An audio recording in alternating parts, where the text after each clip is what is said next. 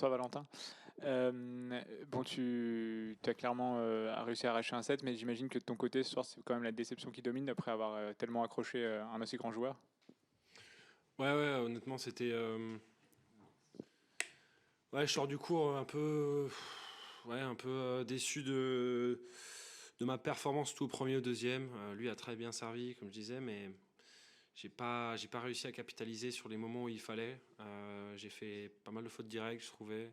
Euh, j'ai pas réussi à le mettre hors balance en fait sur les coups du fond de cours. Et, et après, ouais, c'est un peu plus mis en place dans le troisième. Mais ouais, c'était un super match. Même, enfin, au-delà de la déception, juste, j'ai pris un kiff de dingue en fait avec cette communion du public qui a été complètement dingue. C'est une première pour moi aussi sur le Châtrier contre une des légendes du tennis. Donc ouais, j'étais super content de moi sur la manière dont j'ai géré l'événement en tout cas, parce que j'ai pas forcément stressé ou fait des choses incongrues aujourd'hui, donc j'en suis content. Bonsoir Valentin. Il a 39 ans, il y avait une cagne incroyable sur le court et pourtant on sent qu'il résiste, il résiste. Est-ce que à un moment tu te dis mais voilà c'est pas possible physiquement, il va pas tenir. Est-ce que ça t'a impressionné?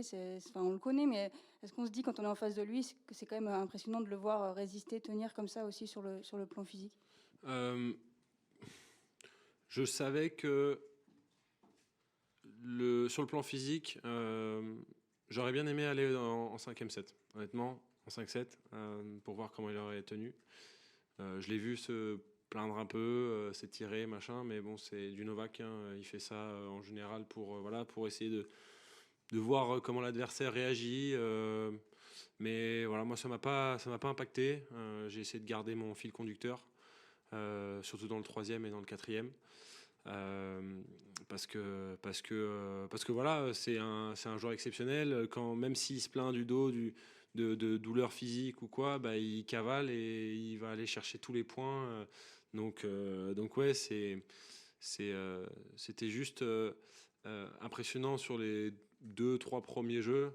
Après, je me suis mis dans le truc et je me suis dit que voilà, je jouais un joueur comme un autre en fait, ok, qui a un bon niveau de jeu, qui a eu un palmarès d'exception. Mais par exemple, quand quand Marc il a annoncé le palmarès de Novak pendant l'échauffement, j'ai même pas écouté en fait. J'étais dans ma bulle, j'étais dans mon truc parce que on avait fait un bon briefing avant le match euh, sur le fait de ne surtout pas jouer la légende et de jouer juste un joueur de tennis en fait.